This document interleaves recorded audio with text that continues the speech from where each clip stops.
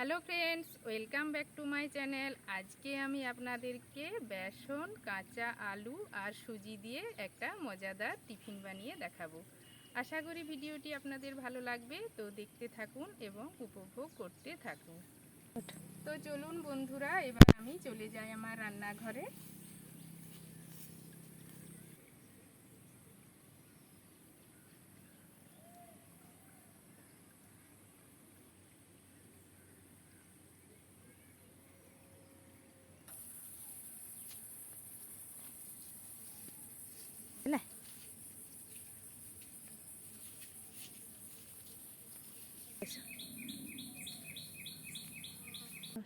তো বন্ধুরা, চলে এসেছি আমার রান্নাঘরে।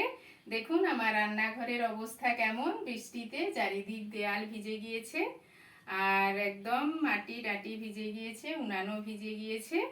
তো বন্ধুরা, এবার এই রেসিপিটি বানানোর জন্য কি কি নিয়ে নিয়েছি দেখিয়ে দিচ্ছি।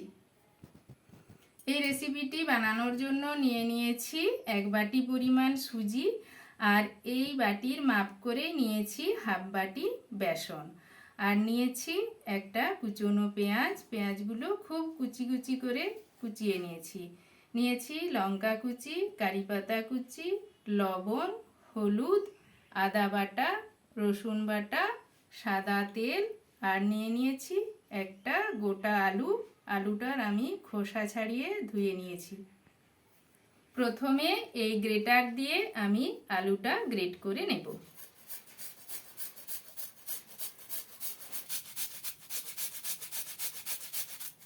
আলুটা গ্রেট করে নিয়েছি, এর মধ্যে দিয়ে দিচ্ছি সুজি,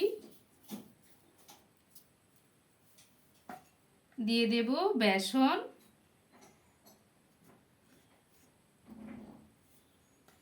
দিয়ে দিচ্ছি কুচনো পেঁয়াজ,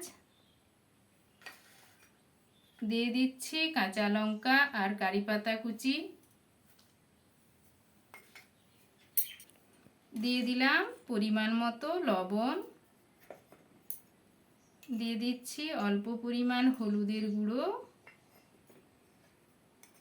আর দিচ্ছি আদা কোরানো, দিয়ে দিচ্ছি রসুন কোরানো। এর মধ্যে অল্প অল্প জল দিয়ে একটা ব্যাটার তৈরি করে নেব। প্রথমে আমি অল্প জল দিলাম,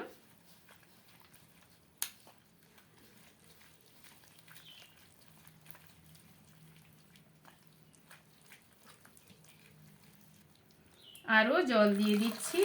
জল দিয়ে একটা আমি পাতলা ব্যাটার তৈরি করে নিচ্ছি।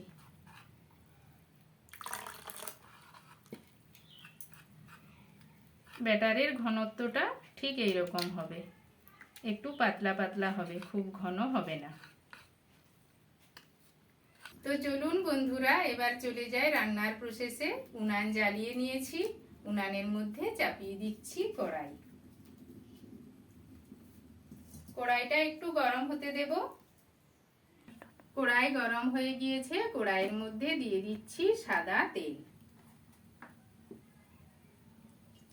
2 চামচের মতো দিলেই হবে।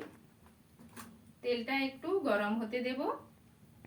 কড়াই গরম হয়ে গিয়েছে, কড়াইয়ের মধ্যে দিয়ে দিচ্ছি গোটা জিরে ফোড়ন। ফোড়নটা একটু ভেজে নেব।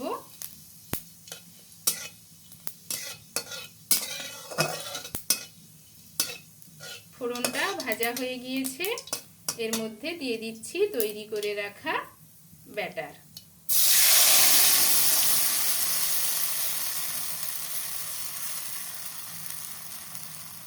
এই ব্যাটারটা অনবরত নাড়িয়ে চাড়িয়ে একটা মণ্ড তৈরি করে নিতে হবে।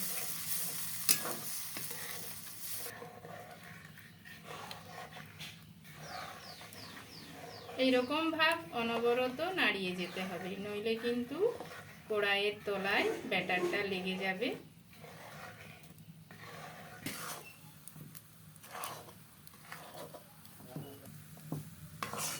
মণ্ডটা তৈরি হয়ে এসেছে, এবার এটাকে অন্য পাত্রে ঢেলে নেব। এই মণ্ডটাকে ঢালার জন্য একটা পাত্রে আমি আগের থেকেই তেল মাখিয়ে রেখেছিলাম। এখন এই পাত্রের মধ্যে মণ্ডটা ঢেলে দিচ্ছি। ঢেলে দিয়ে একটু ছড়িয়ে নিয়ে চৌকো শেপ করে নেব।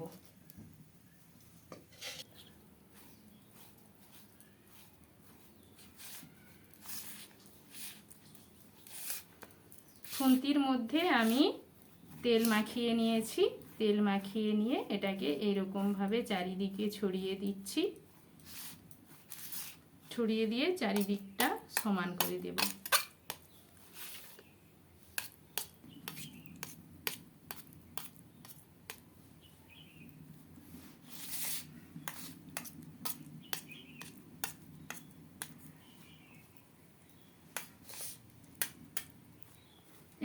এরকমভাবে আমি চৌকো শেপ দিয়ে নিয়েছি। এটাকে আমি আধ ঘন্টা মতো ঠান্ডা হতে দেব। এলাম আধ ঘন্টা পর। এখন আমি এগুলো পিস কেটে নেব। এরকম চারিদিক থেকে একটু করে কেটে বাদ দিয়ে দিচ্ছি। আর ছুরিতে আমি তেল মাখিয়ে দিয়েছিলাম।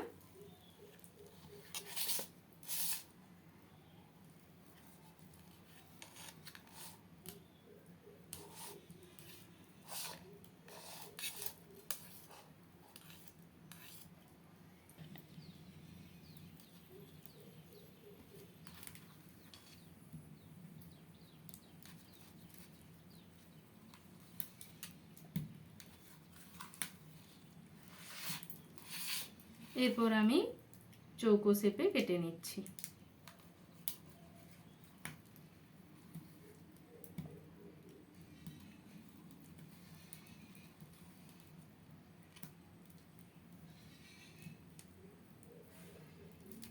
এরকম চৌকো শেপ করে আমি সব পিসগুলো কেটে নিয়েছি।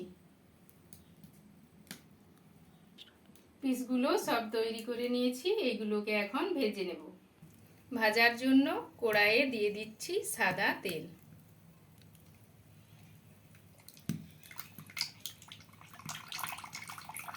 তেলটা গরম হতে দেব। তেল গরম হয়ে গিয়েছে। তেলের মধ্যে দিয়ে দিচ্ছি তৈরি করে রাখা পিসগুলো।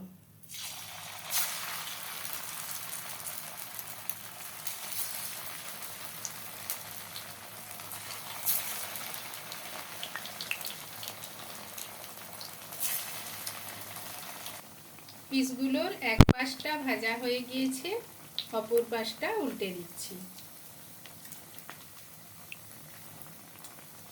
এইরকম উল্টে পাল্টে আমি এই পিসগুলোকে ভেজে নেব।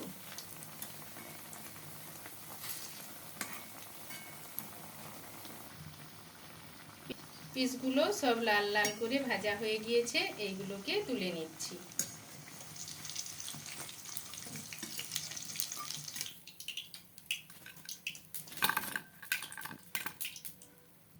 বাকি পিসগুলো একইভাবে ভেজে নেব।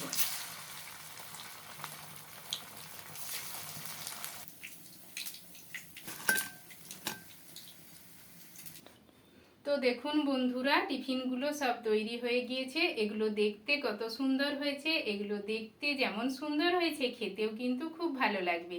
আপনারাও বাড়িতে খুব সহজে এই টিফিন বানিয়ে নিতে পারবেন।